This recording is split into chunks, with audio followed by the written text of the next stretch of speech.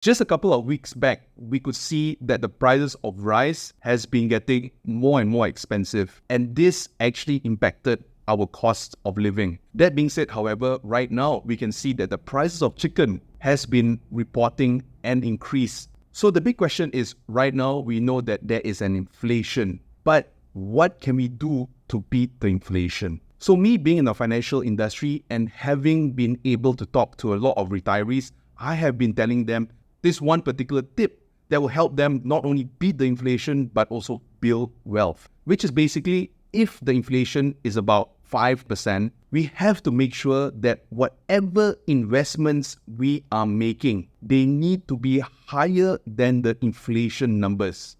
And assuming if the investments are giving us anything below the inflation, say maybe 3 to 4%, this is where inflation is slowly eating our wealth.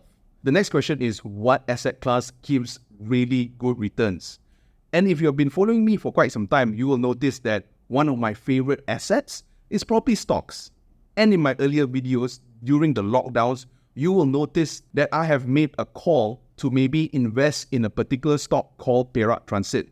And in that point in time, the stock was maybe 30 to 40 cents only.